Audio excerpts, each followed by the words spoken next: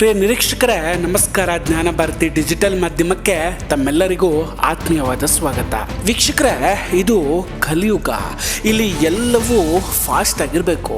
ತಿನ್ನೋ ಆಹಾರದಿಂದ ಹಿಡಿದು ಓಡಾಡೋ ವಾಹನದವರೆಗೂ ಕೂಡ ಸ್ಪೀಡ್ ಆಗಿ ಇರಬೇಕು. 2 ನಿಮಿಷಕ್ಕೆ ಮ್ಯಾಗಿ ಮಾಡಿಕೊಂಡು ಗಂಟೆಗೆ 100 ಕಿಲೋಮೀಟರ್ ಸಾಗುವಂತಹ ಕಾಲ ಇದು. ಇಲ್ಲಿ ಎಷ್ಟು ಸ್ಪೀಡ್ ಇದ್ರೂ ಕೂಡ ಸಾಕಾಗೋದಿಲ್ಲ.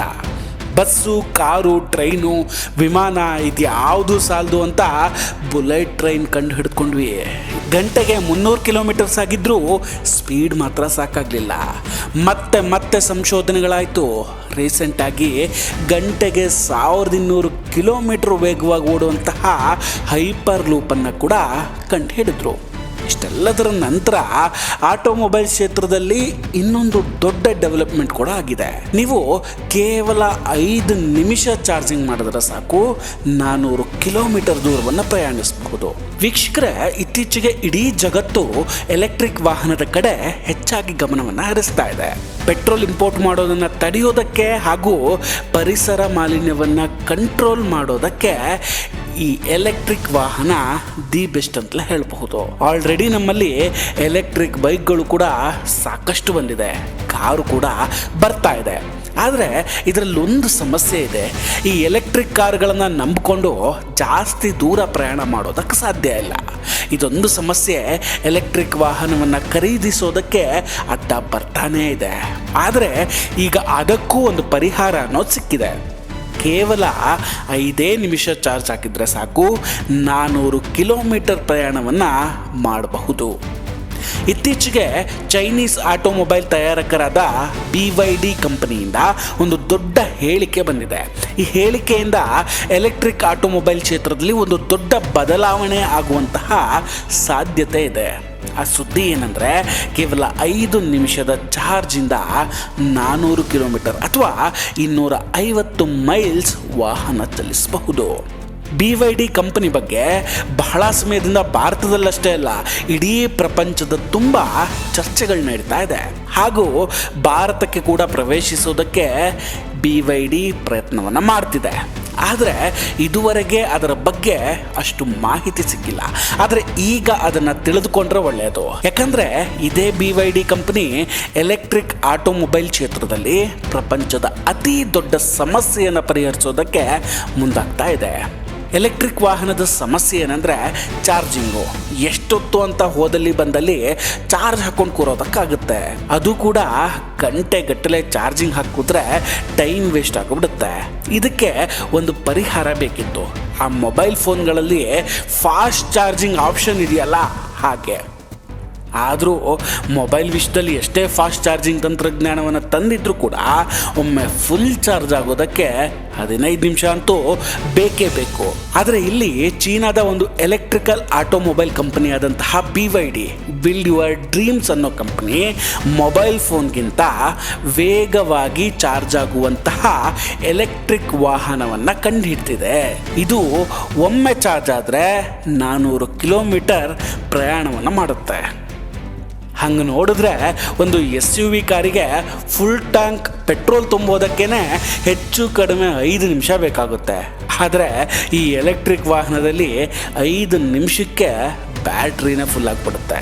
ಹೀಗಾಗಿ BYD ಕಂಪನಿ ಚೀನಾದಲ್ಲಿ ಫ್ಲಾಶ್ ಚಾರ್ಜಿಂಗ್ನ ದೊಡ್ಡ ನೆಟ್ವರ್ಕನ್ನು ನಿರ್ಮಿಸೋದಕ್ಕೆ ಹೊರಟಿದೆ. BYD ಕಂಪನಿಯ ಹೇಳಿಕೆ ಸರಿಯಾದರೆ ಇಡೀ ಜಗತ್ತಿನಲ್ಲಿ ಎಲೆಕ್ಟ್ರಿಕ್ ಆಟೋಮೊಬೈಲ್ ಕ್ಷೇತ್ರದಲ್ಲಿ ಒಂದು ಟ್ರೆಂಡ್ ಅನ್ನೋದು ಸೆಟ್ ಆಗುತ್ತೆ. ಇದು ಚರ್ಚೆ ಮಾಡುವಷ್ಟು ದೊಡ್ಡ ವಿಷಯವಾ ಅಂತ ನೀವು ಕೇಳಬಹುದು. ನಿಮಗೆ ಗೊತ್ತಿರಲಿ, ಭಾರತದಲ್ಲಿ ಎಲೆಕ್ಟ್ರಿಕ್ ಕಾರಿನ ಸೇಲ್ಸು ಇತ್ತೀಚೆಗೆ ತುಂಬ ಜಾಸ್ತಿ ಆಗ್ತಿದೆ. ಆದರೆ ಕಾರ್ ಖರೀದಿ ಮಾಡೋಕೆ ಹೊರಟವನಿಗೆ ಒಂದೇ ಒಂದು ಟೆನ್ಷನ್ನು. ನಾವು ದೂರ ಪ್ರಯಾಣ ಮಾಡುವಾಗ ಚಾರ್ಜ್ ಖಾಲಿ ಆದರೆ ಏನು ಮಾಡೋದು ಅನ್ನೋದು. ನಂತರ ಚಾರ್ಜ್ ಮಾಡೋದಾದರೂ ಎಲ್ಲಿ ಅನ್ನೋದು ಅವನ ಪ್ರಶ್ನೆ. ಚಾರ್ಜಿಂಗ್ ಪಾಯಿಂಟ್ ಸಿಕ್ಕಿದ್ರೂ 30ರಿಂದ 60 ನಿಮಿಷದವರೆಗೆ ಕಾಯಬೇಕು. ಅದರ ಬದಲು ಅವರು ಪೆಟ್ರೋಲ್ ಅಥವಾ ಡೀಸೆಲ್ ಕಾರನ್ನು ಖರೀದಿ ಮಾಡೋದ್ರ ಬಗ್ಗೆ ಯೋಚನೆ ಮಾಡ್ತಾರೆ. ಅದೇ ಕಾರಣಕ್ಕೆ ಈಗಲೂ ಕೂಡ ಕೆಲವರು ಎಲೆಕ್ಟ್ರಿಕ್ ಕಾರನ್ನು ಖರೀದಿ ಮಾಡೋದಕ್ಕೆ ಹಿಂಜರಿತಾ ಇದ್ದಾರೆ.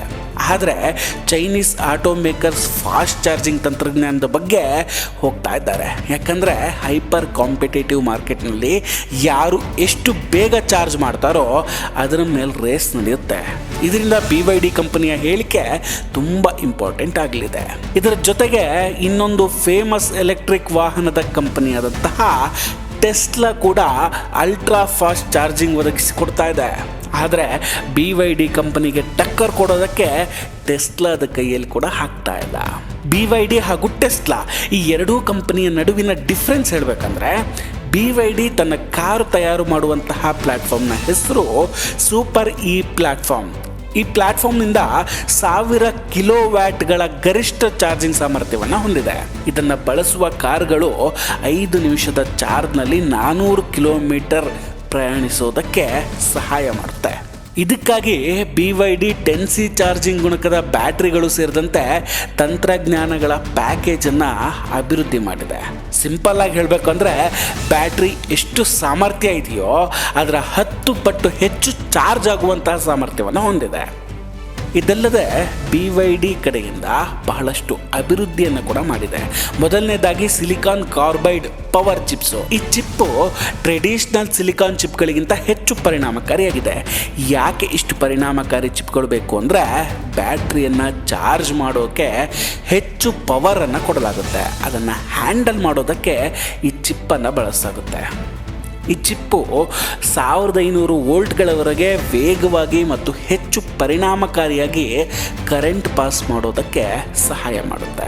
ಅಷ್ಟೇ ಅಲ್ಲದೆ ಇದರಲ್ಲಿ ಪವರ್ ಲಾಸ್, ಶಾಖ ಉತ್ಪಾದನೆ ಕೂಡ ಕಡಿಮೆ ಆಗುತ್ತೆ. ಹಾಗೂ ಇದು ಪರ್ಫಾರ್ಮೆನ್ಸ್ ಮತ್ತು ಸೇಫ್ಟಿಯನ್ನು ಕೂಡ ಹೆಚ್ಚಿಗೆ ಮಾಡುತ್ತೆ. ಎರಡನೇದಾಗಿ ಹೈ ಸ್ಪೀಡ್ ಎಲೆಕ್ಟ್ರಿಕ್ ಮೋಟಾರ್ಸ್ ಅಳವಡಿಸಲಾಗಿದೆ. ಈ ಮೋಟಾರ್ 30,000 RPMನಲ್ಲಿ ಸ್ಪಿನ್ ಮಾಡುವ ಸಾಮರ್ಥ್ಯವನ್ನು ಹೊಂದಿದೆ.